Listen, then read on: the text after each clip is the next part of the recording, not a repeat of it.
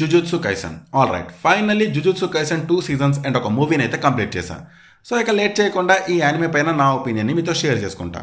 అయితే దానికంటే ముందు నాదొక చిన్న రిక్వెస్ట్. అంటే ప్రతి వీడియోలో అడిగేదే అయినా మళ్ళీ అడుగుతున్నా.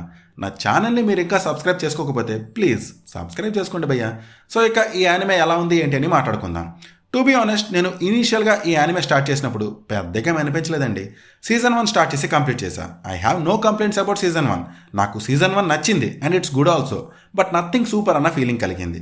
ఆల్దో ఈ సీజన్ 1లో ఉన్న క్యారెక్టర్స్ అండ్ యాక్షన్ సీన్స్ నాకు సూపర్గా అనిపించినా ఎందుకో సీజన్ 1 నాకైతే ఏం స్పెషల్గా అనిపించలే.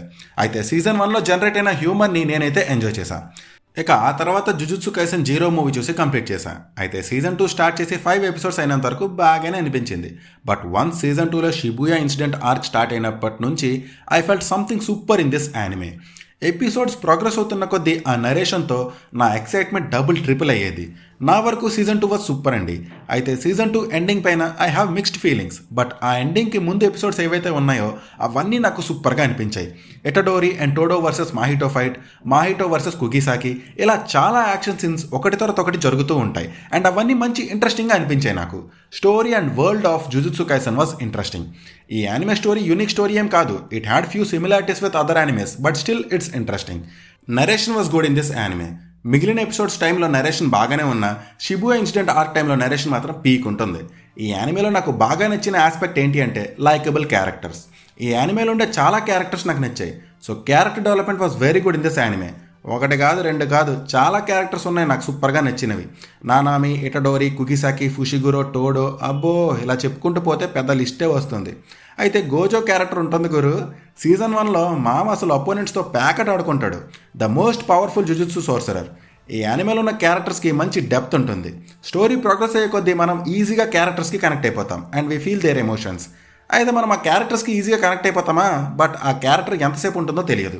ఆ మాహిటో గాడి క్యారెక్టర్ డెవలప్మెంట్ ఉంటుంది గురు. దీని అమ్మ నువ్వు సావరాబాబు అనిపిస్తుంది మనకే.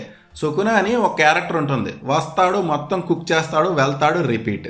అయితే టోడో అండ్ ఎటడోరి క్యారెక్టర్స్ మధ్య ఉండే డైనమిక్స్ కానీ కెమిస్ట్రీ కానీ బాగా వర్కౌట్ అయ్యాయి.